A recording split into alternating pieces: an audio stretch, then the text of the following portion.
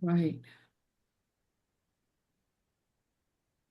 It is all of our pleasures to be with you all this evening as we begin to launch this very important ministry. This ministry is one that allows us to uh, bring our faith to the table of our work in Alzheimer's.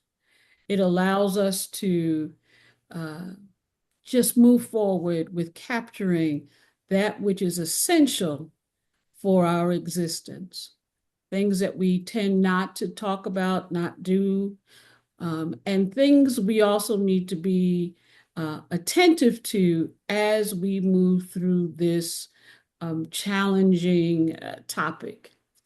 And as such, it is hard. So we'll go through, we need to start with prayer. We're going to end with prayer.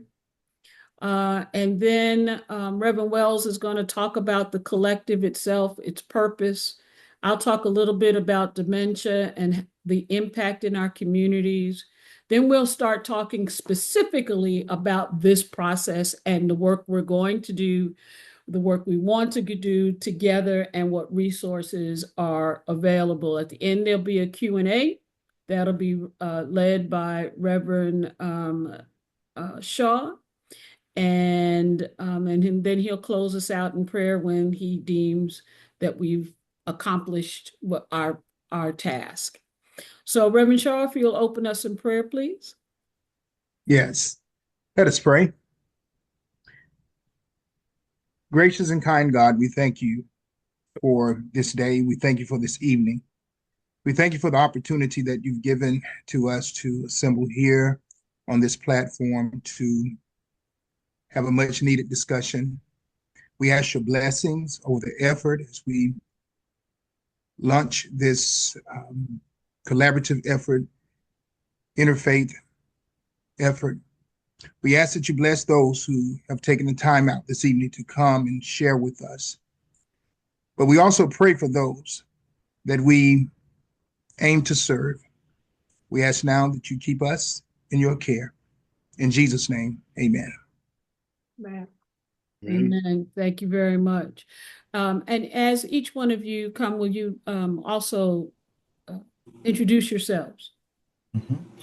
Grace and peace be unto you, and peace from God, our holy parent. This is still the day the Lord has made, and we shall rejoice and be glad in it.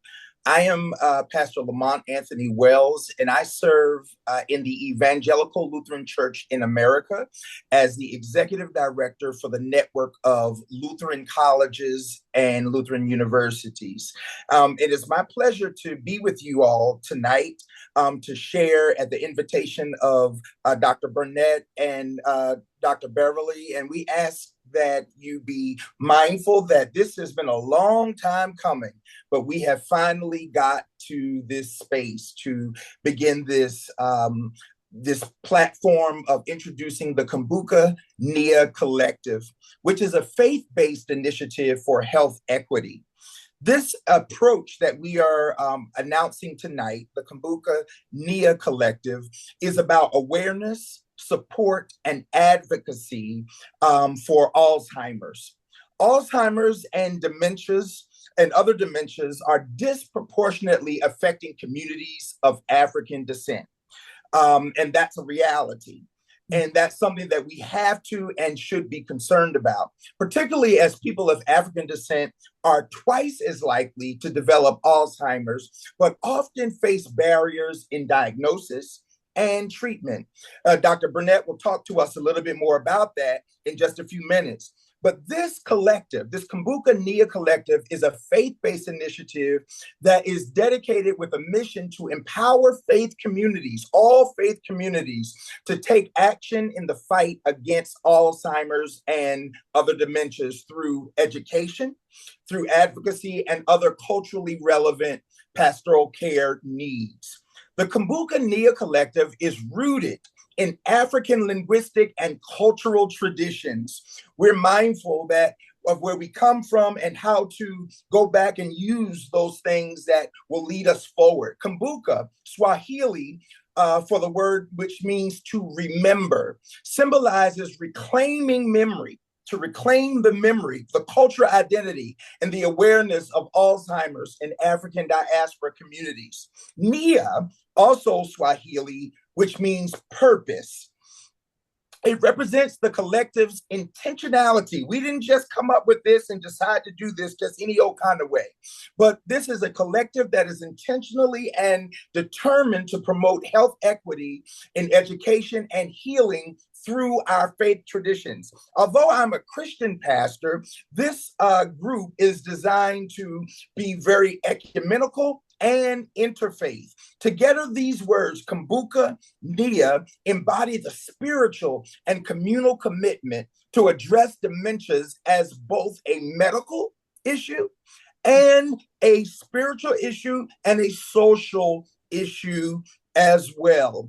We'll get to talk about opportunities for each and every one of us to be able to engage in this collective and the works and the programs that we'll explain a little bit later for clergy and lay persons, and as well as any individual or group or community that wants to be able to amplify the information and awareness about this serious, this disease, this concern for our community that is affecting us disproportionately than other communities as well. So Dr. Burnett, would you take us a little bit further to describe, you're my doctor in a whole lot of kind of ways, so I'm grateful for who you are in leading this collective. Thank you so very much. It is important that we begin to examine and look at not only what is our purpose, but why is our purpose? The African Americans 70 and over, or over 21% of those who are described as living with Alzheimer's. But Alzheimer's is only one of several types of dementia.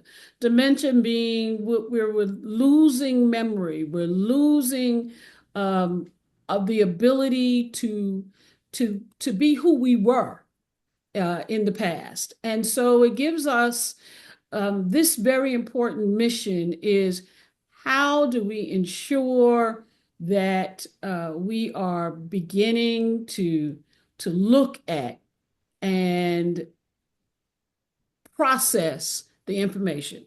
So what's dementia? Dementia is something we're going to go through in just a second. But before I even get there, I want to talk about being a burden. I want to talk about when people talk about Alzheimer's and dementia and what is its impact. 78% of Black Americans worrying about being a family, a burden on their family if they develop Alzheimer's or other dementias. But that's the lowest of all of the other groups. When you look at Hispanic Americans, it's 83%, white Americans, 93%, Asian Americans, 90%, Native Americans, 84%. Well, why is that even the case? That's the case because when we don't worry about it, because over half of the unpaid caregivers who provide assistance with personal care or bathing and eating and dressing, we bring people back into our homes, we make sure that we take care of ourselves together. Black caregivers make up 71% of all of the caregivers. 68% are Hispanic, 59% Asian American, Native American are 56%, and white caregivers 53%. So we have the least amount of concern because we have the most amount of caregivers taking care of our folk.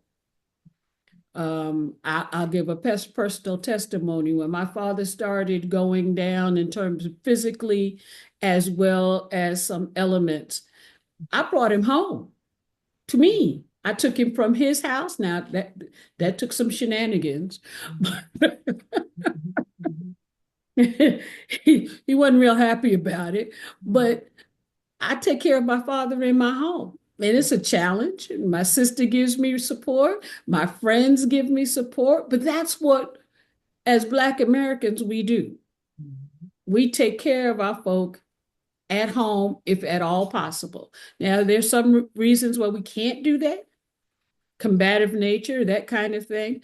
But for the most part, we try very hard to keep people in our home.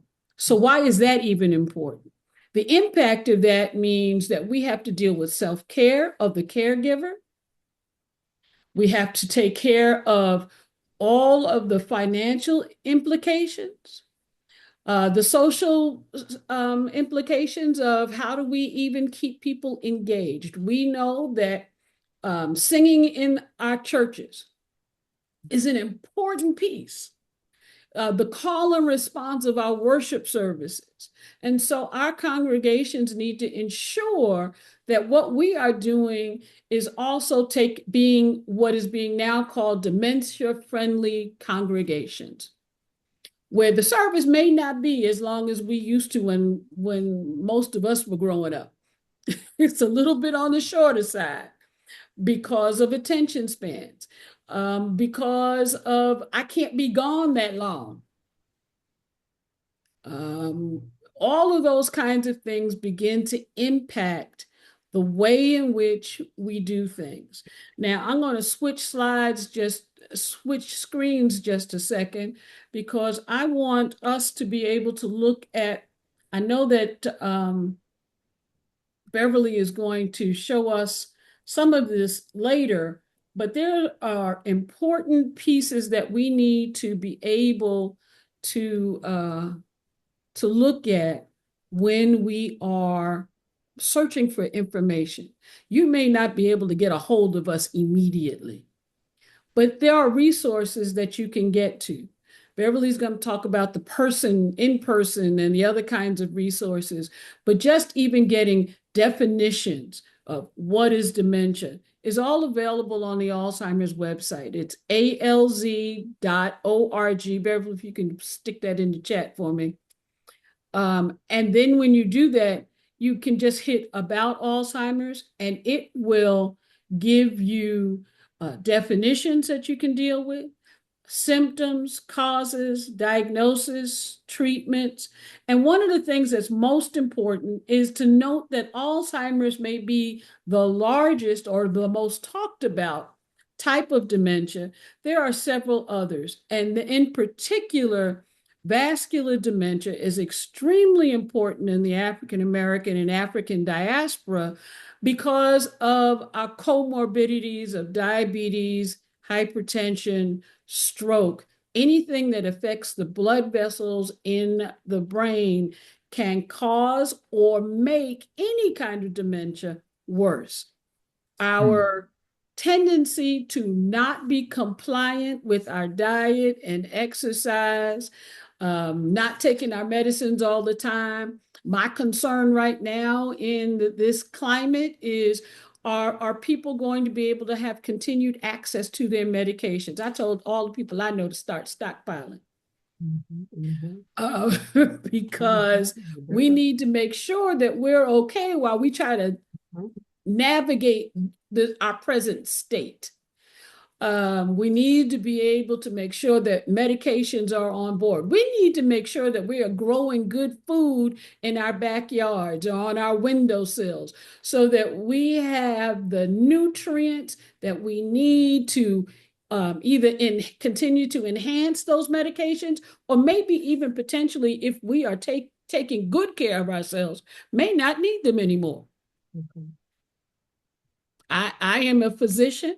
I'm not going to tell anybody to stop taking their medicine, but I am going to tell you that sometimes there's a better way. And that's a conversation to be held with your physician about, how do I improve what I am doing behaviorally in order to optimize my own self-care. And so as we begin to walk through this Kumbuka-Nia Collective and our education and all of the pieces that we're going to put together, and the webinars and instructions and the resources. One of the things that we are going to be talking about is how do we take care of ourselves as caregivers? And two, how do we even prevent some of this from happening to us? Because prevention is key. When you look at facts and figures, there's all kinds of facts and figures about who we are, what's the bias against making sure that the healthcare system takes care of us. But if we're taking care of ourselves, we put the control back in our hands. And that's a large part of what Kumbuka-Nia is trying to do. Put that control back in our hands so that we can optimize our people as faith leaders, as healthcare ministry leaders. How do we make sure that we are helping each other to step up and step out?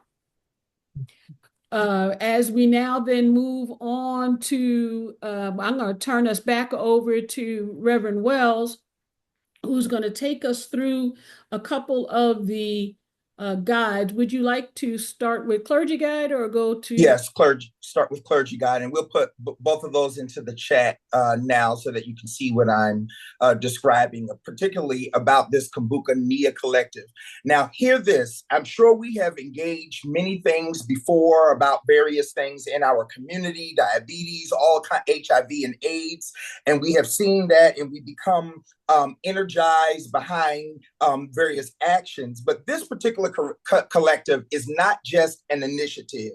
We are saying that this is a movement that is rooted in faith, justice, and love.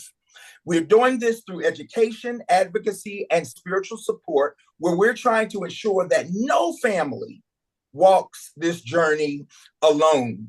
So there are some resources that we have as we commit to this collective that we want to help each and every individual in church and community and mosque to be able to understand exactly how they can help in very particular ways. So the first resource that we want to introduce tonight is the clergy guide that can better support congregations and communities in addressing these challenges of Alzheimer's and other dementias.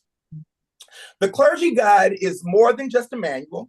It's a call to action for all of us in faith leadership to provide guidance, education, and pastoral care to those that are impacted by these conditions, particularly in African descent communities, again, as Dr. Burnett has said, where disparities in diagnosis and treatment and care often still persist. So why does this clergy guide matter? As clergy, we often serve as spiritual shepherds and leaders and caregivers and even trusted advisors for our congregants. And as I went through what we call CPE or clinical pastoral education as a part of my seminary education, I was always taught that you end up, because I'm not a doctor, a medical physician, you refer. But there are some things that people will come to us before they even go to their doctors. So many families turn to us for comfort and guidance, and we need to be educated in such a way that we can help some as we lead them to the medical care that will help them in their time of need. So this guide equips us with knowledge and tools, one, to recognize early signs of dementia. That is very key and important, right? I know a lot of times we diagnose everybody as crazy or they're losing it or whatever like that. But there are things that we need to understand about recognizing some early signs of dementia. Providing spiritual and emotional support is another key part of this clergy guide, and connecting families with vital healthcare resources while promoting awareness and advocacy within our faith communities.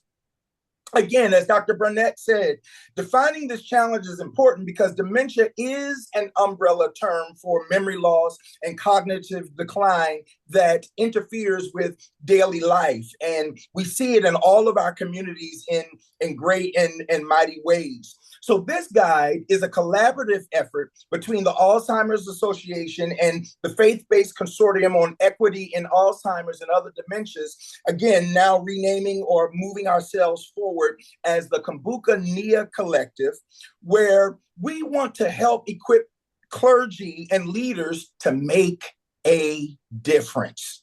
So this guide provides 10 warning signs of Alzheimer's. It provides steps for diagnosis and treatment beyond just the pastoral conversation. It does provide some pastoral resources, such as prayers and all of those kinds of things that help us to be able to understand where we are. Oops, sorry.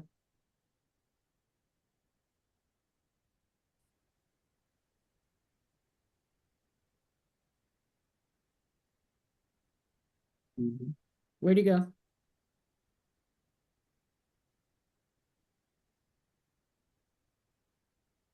We may have lost him. I think we lost him. Well, okay, I'll pick that back up then. Pastoral resources, care and support, and how to join the fight. Now I'm going to scroll down to the pastoral resources. So excuse my scrolling just a second. Oh, he's back. There you go. Oh, am I here? Okay, You're here yeah, now. I'm so Yes. sorry. Yes, helping us to describe, again, some of the pastoral resources that are available for us. So beyond that, we want to make sure that you're equipped with other areas about faith and healthcare to understand it as a general connection as well. It provides education to your congregation, an advocate as an advocate for change so that we know how to engage in policy efforts to address some healthcare disparities. And then one of the key or marquee events, besides giving caregiving support, about how congregations can be able to provide the 24/7 helpline, support groups, and other clinical trials that will help educate us, and so that we learn more and research about this particular disease. And one of the key initiatives highlighted in the clergy guide is the Purple Sabbath. It's a faith-based awareness event where congregations wear purple. You know how y'all like to dress up, and we like to look in certain ways, right? Where we dress up in purple and share testimonies and provide education on Alzheimer's and dementia. Again, this is a call for us to get involved, to educate your congregation with the use of sermons, Bible studies, and community events so that we can spread awareness, to support caregivers, offering pastoral care and connecting families with available support services. Again, as I said before, as an advocate for change, engaging policy efforts, which is key and important, especially in this political climate where things can get to be confused and things can get to be diminished, particularly for Black, Indigenous people of color. We want you to host a Purple Sabbath event as you partner with the Alzheimer's Association to bring this initiative to your faith community by integrating this guide into your ministries. I truly believe that we can make a very meaningful impact on the lives that are affected by Alzheimer's and dementias. So Dr. Burnett is going to take us into a little bit more, a deeper dive, if you will, into what you can do when you wear that beautiful purple as a symbol of collective solidarity of us joining together to be advocates concerning this concern. Thank you, sir. One of the things that we have available to you, and I have placed into the chat, both the clergy guide and the Purple Sabbath toolkit. We intentionally called it Purple Sabbath because we want to embrace the fact that many congregations and many houses of faith do not actually worship on Sunday. Now, that's not the case for those of us who introduced ourselves earlier today. Our Sabbath is Sunday, but that may not be the case in the future. And we wanted to make sure that we were allowing all of our faith expressions the ability to celebrate on a day that we call holy, regardless of the faith. And so, in taking a breath to celebrate, a breath to say, okay, I understand, a breath to educate, many congregations have done this in a variety of different ways. We're asking you to do this on April 12th and or 13th of this year as our initial Purple Sabbath weekend, we're calling it. You can do it one day or the other or both. It may be too soon to do what some churches are doing. Some AME churches now have actually made this an entire weekend.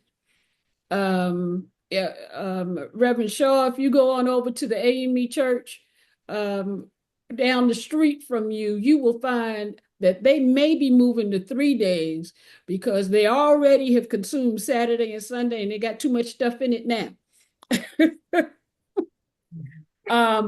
Some are starting with a prayer breakfast on Saturday, an event of games and activities that empower knowledge and education on Saturday afternoon. Come to worship on Sunday. We are creating, and if you have and would like to contribute to that database, we are creating sermon notes that pastors can therefore go pick up and run with. Sometimes we need a little help. And we're going to provide that help and that tools for you to help you have your sermon speak to. It may be that you change how you do worship on that Sunday. Instead of a traditional sermon, there may be a play.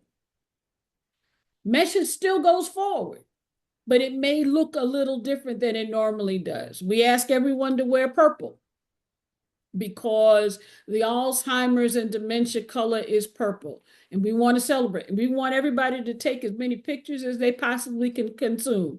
And let us flood the network, our Facebook pages, our YouTube channels, our websites, our church websites, so that people will ask, what's that purple about? When people begin to say, wait a minute, everybody's got on purple, something happened. What was it? That's how we get people to start to begin to think and to ask questions, and then we can impart the knowledge that we have gained. Hopefully and prayerfully, we'll be able to get some co-branded materials so that you can disseminate that. What we already have done is created co-branded materials that you can download from the DEI website, alz.org/DEI.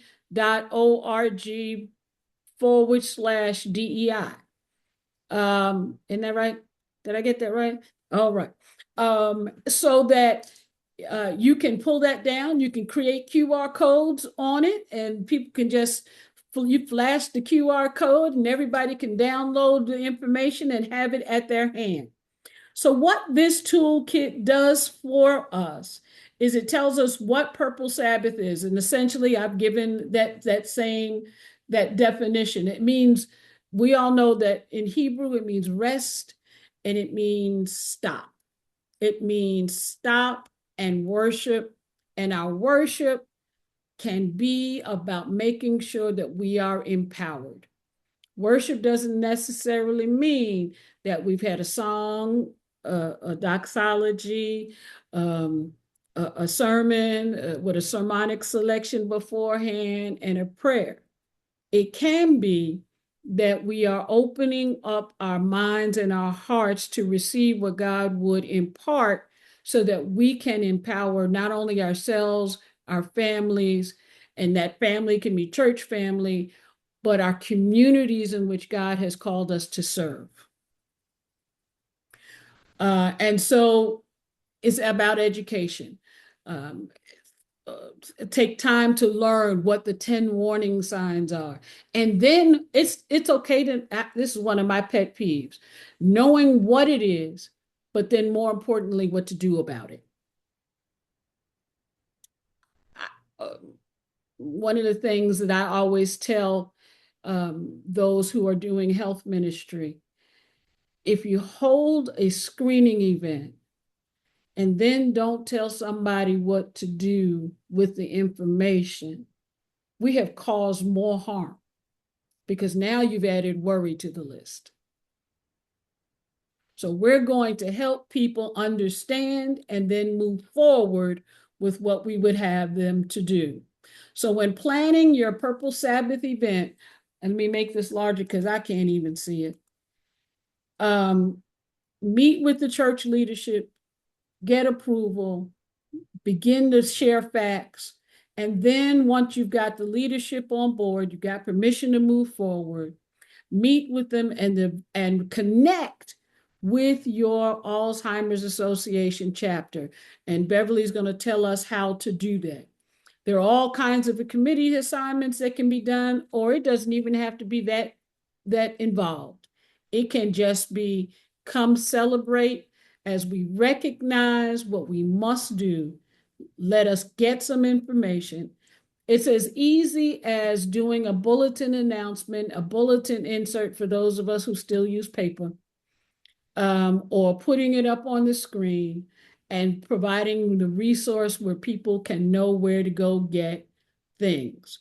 Invite a speaker in. I pastored for 16 years. I did not always do the sermon because it may have been a topic I didn't know did not know what I needed to talk about. And so I'd bring in an expert. We have a database of those who can help do that as well.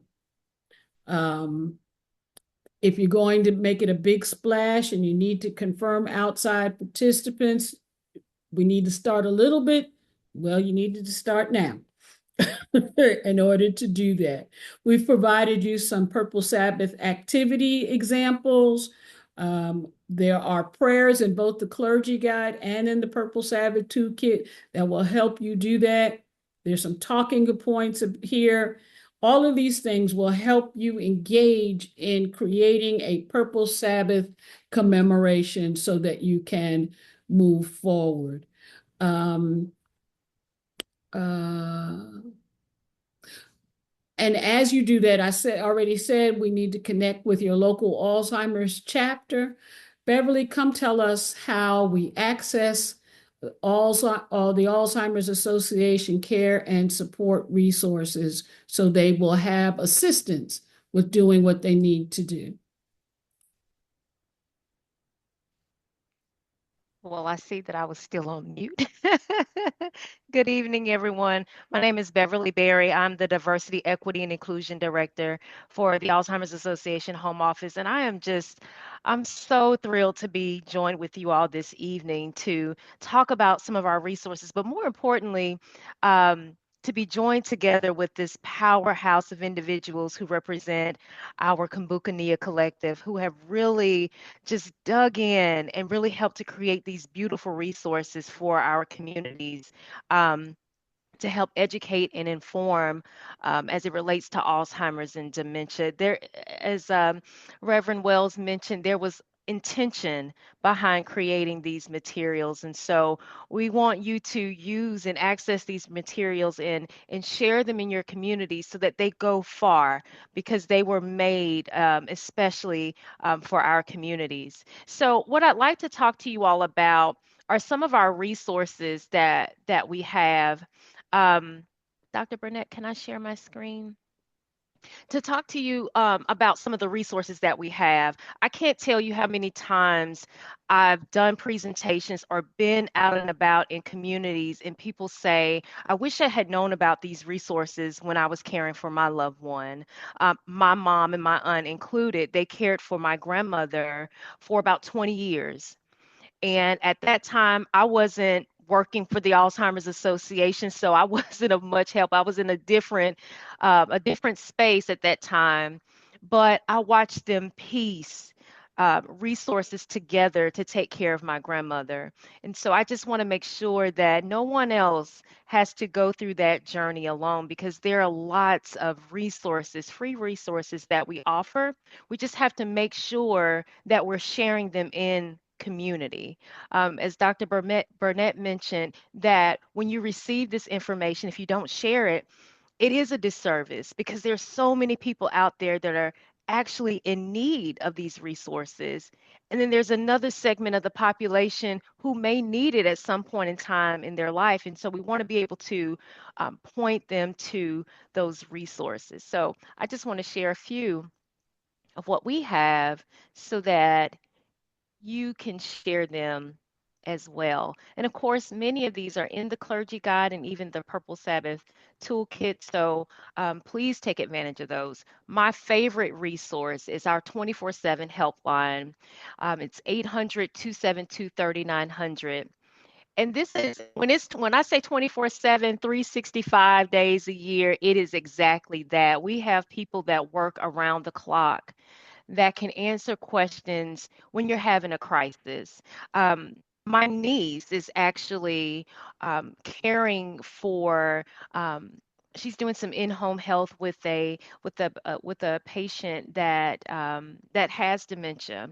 And I recently shared this helpline with her so that she could talk through just some of the behavior issues that she was dealing with the client that she was taking care of. So when I say that this is a helpline that's 24/7, it is exactly that.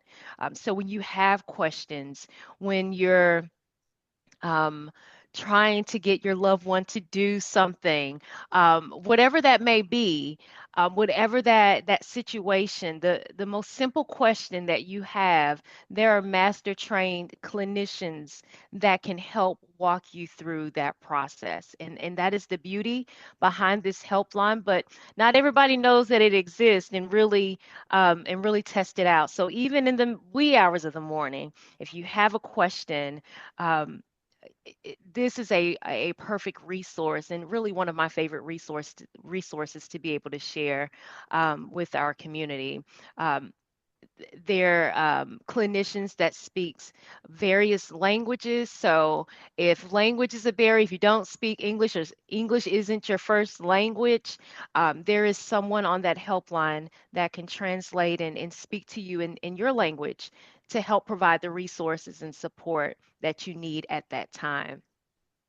We also have free education programs related to recognizing the warning signs, understanding Alzheimer's and dementia, financial planning, healthy living for your brain and body, like everything that our communities need to know as it relates to recognizing the warning signs and getting an early and timely diagnosis. We have that information and we have that information available. You can go to alz.org, but then also we have 75 chapters across the country. So we have a chapter in one or two chapters in every state. So partnering with our chapters to provide education and even partnering with our chapters to think outside of the box of even what we have, but also the things that we don't have as it relates to education, and really working together to tailor that information to meet the needs of the community or your church members and congregation. All of this information is here and it's at your fingertips. And so we want you to be able to have access and resources to this information. And then we have the Alzheimer's Association and AARP Community Resource Finder. So you can get access to resources, community programs, and services in your local community. And it's not necessarily Alzheimer's Association resources. Like these are some of our local community partners that can help bridge gaps in spaces that or in areas that we may not be able to provide.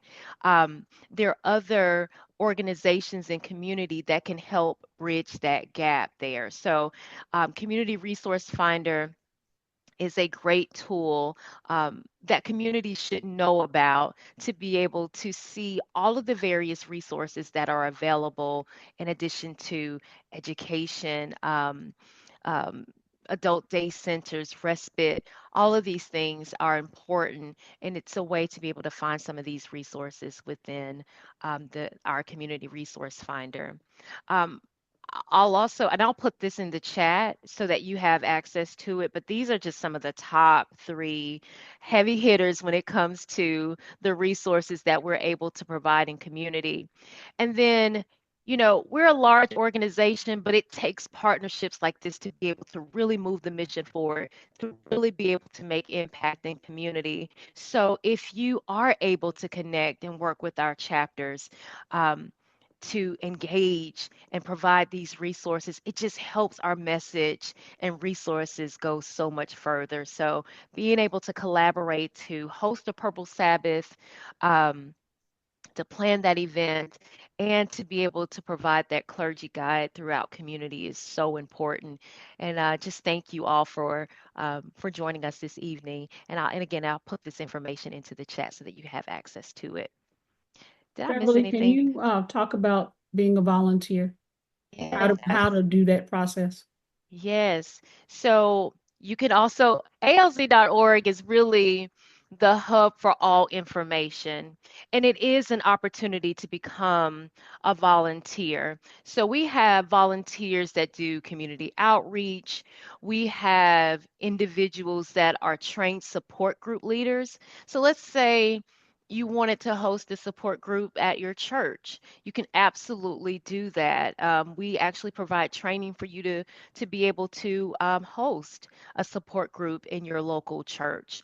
Um, it just provides a space for caregivers to be able to be in the same space for individuals that are actually going through this journey along with them. And so that can be really beneficial. We need volunteers to really help um, provide information and education in our communities. I think one volunteer role that's really important are our health equity champions, and our health equity champions really work to provide a brief overview on the Alzheimer's Association and its resources, but it can also be really tailored for individuals to share um, their experience, their personal connections, so that it's tailored more to the community that you're reaching out to. And we always need more people that look like you and I to provide this information so that it's culturally tailored, it's culturally relevant for our communities, and it causes individuals to take action. So, that is one of the most powerful ways that can really help move our mission forward and really provide more information and education in our communities. And so, we're always looking for volunteers, whether it's a support group, facilitator, or leader, health equity champion that can provide brief education, lessons in community. It all counts, and it really helps to get more information out in our communities. Yeah. Thank you very much. I think You're one of the other welcome. things that I just glossed over and want to make sure I talk about is the work we do around clinical trials Hmm. and making sure that our people who are underrepresented in clinical trials of all kinds are aware of the trials that are going on, because even one of the early drugs that was released, we were so low in the percentage of participants. When we started taking the drug, we realized it was not for us, it made us worse. And there's enough chemical makeup difference that it is important that we know that ahead of time. Trials could be stopped as it relates to us. And so those of us who are physicians would know this is not something we need to give to those of the African diaspora. Clinical trials are important. How it's going to work, if it's going to work, if we should not be taking it because it will make other things worse. those are important things that only the clinical trial process will help us understand. And so we need to be engaged. We are not guinea pigs. There are many safeguards in place that now protect human rights as it relates to clinical trials. So we need to be advocates of that. We actually have a presentation that was done by the director of the clinical trials of the Tuskegee Ethics Center around clinical trials, Dr. Reuben Warren. And it's just important that we participate in that way and in that manner. We did real well. We had 22 minutes for questions. Dr. Shaw, take us in.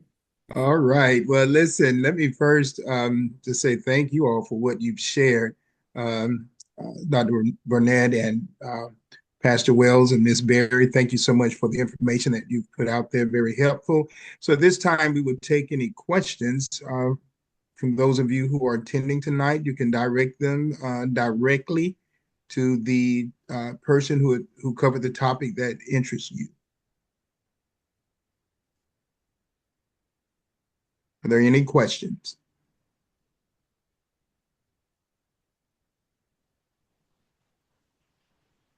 Okay. Well, you all did such an outstanding job. Let me just close with one statement. If you need us, we are here. If you need us, we are here. I'm going to put my email address in the chat, and Beverly, if you will do the same, that will give you ready access to us as you prepare for April 12th and 13th. If you find a stumbling block or not sure what to do next, please feel free to reach out and contact us.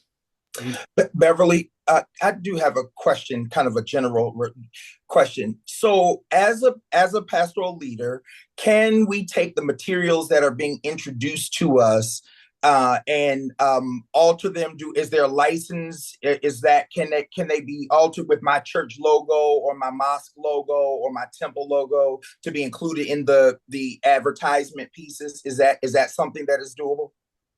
I think that's something that we can do. Are you talking about the clergy guide and the And the purple materials seven? to amplify it alongside the Alzheimer's Collective, our logo. How can this be used to show people what we're trying to do? If I'm announcing my Purple Sabbath Sunday, can we transform the templates so that we can share the information publicly? Yeah. So I think that's possible. I also want to lean into the collective to provide some guidance around that as well, just because I know when it comes to the clergy guide and Purple Sabbath toolkit, like it's the thing that you all created, and I want to be mindful of that. But I do think, and that's something we can discuss. Like, do we want to like take it a step further and add additional logos to it to be able to co-brand it? But I do think that there are other opportunities to co-brand and additional resources for individual churches around this particular project. Yeah. I think that we could very easily add a logo to what's co-branded already in terms of information sheets. I've seen the co-branded flyers that announce an event. Mm-hmm. That's as a pastor, I would want to be able to put my church's logo on something on an event that I was advertising. Yeah. So I would think that would be okay. I know, Reverend Wells, you asked the question, but I know you well enough to know you asked the question with an answer in your mind. I just was trying to give people permission so that they could do that work. Yeah. Since nobody else asked the question. I have a question. I have a question. I know that this effort started with the AME Church as your pilot. Could you give an example of how maybe one of the congregations, how did this look in one of your congregations that really got involved? Absolutely. One of the things I talked when I gave the reference of the prayer breakfast, Mhm. that's one, and they use the prayer breakfast as an opportunity to do education um, while they socialized and prayed for a change to come. Many congregations now have picked up and have started embracing not just an afternoon program, but the sermon and everything around uh, a dementia-friendly piece is happening um, at the worship hour, the normal worship hour. They then may break for lunch and then come back to another session. One of the things that because the AME Church does a connectional Purple Sunday on the third Sunday in March, we do a Zoom where Mhm. everyone around the world, every AME around the world is supposed to be able to access this Zoom. And we have several different speakers talking about different things, as well as this year in particular, the two newest churches to join the movement are talking about why. Why did they make that shift? Mhm. So it looks very different depending on where the congregation is. Many congregations that couldn't figure it out in the beginning would just say, everybody stay, we're going to have a meal while we watch the Zoom. It's at 4 o'clock in the afternoon Eastern time.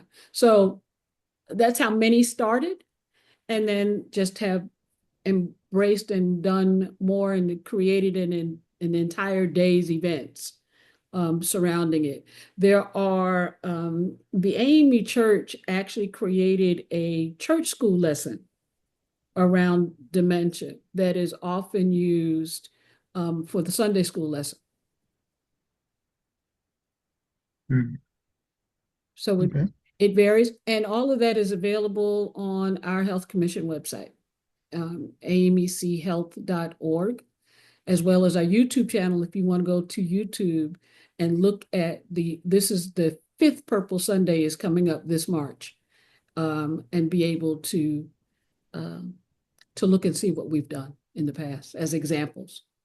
But we chose not to hold it to ourselves because it's Mhm. just so important that Mhm. we wanted everyone to be able to make it look like theirs and be culturally sensitive to their faith tradition. Mhm. Great. I did have an opportunity to visit a couple of St. Mark Mhm. ME churches. As a matter of fact, we hosted some of the events, a couple of the events that Pastor Joy had. We hosted them there at St. Matthew, and I did uh, have an opportunity to see firsthand how it works. But part B to my question is, for some of us, for some congregations in some of our districts, they have really small congregations. Have there been any partnerships? Did you have any congregations to partner on a particular Sunday to make it work? One there's several churches in Mississippi and Louisiana that came together, and right outside of Dallas, came Okay. together in their presiding elder district, and they did it Mhm. as a presiding elder well, y'all have presiding elders, as in the presiding elder district to create one event. Okay. Okay. Thank you. And and those are the opportunities that are great when you think about rural, smaller churches as well. I think those are great opportunities because, you know, they may not have all of the access to those resources. And so I think, in the case of AME churches working together, partnering together, even with some of our chapters to be able to provide that information is really important. And it's just been beautiful to see that relationship grow, to see that connection on Purple Sunday turn into a 5-year event. And so, this is another space that we can come in and see the growth in that way as well through Purple Sabbaths and just and sharing the information. So lots of opportunity and just really excited to see how this partnership flourishes on this end as well. And don't be Dr. Burnett, discouraged. excuse me. Yes, ma'am. Yeah, this is Reverend Ledyard in Montgomery, Alabama, with the First CME Church. And we've been working on an Alzheimer's awareness project for a couple of months now. And we actually launched a program last Sunday, which was our Alzheimer's and Dementia Brain Health Awareness Initiative, which was not only open to the congregation, but also open to other CME churches, Baptist churches in the community. And the goal was to raise awareness and share some of the information about the impact on the Black community that you shared with us earlier. We have another event that we're scheduling at a public library coming up in March, and some others that we're going to circulate to different libraries in the community to share this information because we do think it's critical and it is impacting the Black community significantly, especially Black women. In addition to that, we are going to be starting a support group in the community beginning in March to support caregivers, to provide access to resources in the community because it's so limited, unfortunately, and the demand is there. We have about 100,000 people in the Montgomery, Alabama itself with Alzheimer's and dementia, about 5,000 in the Montgomery area. And as you mentioned earlier, the community is underserved, underdiagnosed, and the resources are very limited. So I personally was impacted by it when my mother had dementia, and that's when I discovered how few resources there were available in our communities. And my pastor and his wife as well experienced similar things with their parents. So it's definitely time for us to take note and really get the word out, help our communities identify resources, bring resources into the community that are not there. I'm also a representative with the Alzheimer's Association of Birmingham and look to soon be able to utilize resources from that office to get the word out in the community. It's sometimes it's a little discouraging when there's so few resources when the demand is so high. But I'm encouraged. I got a lot of good helpful information this evening. We're going to make an effort to be a part of that April Sabbath, Purple Sabbath. I know previously I had not heard about the Purple Sabbath. I knew about Memory Sunday, but the Purple Sabbath is actually new to me. And I'm just new to the CME from the Baptist denomination within the last 6 months. So I'm learning a lot. And I'm the director of this Alzheimer's and Dementia Brain Health Awareness Initiative. I'm also a licensed clinical social worker.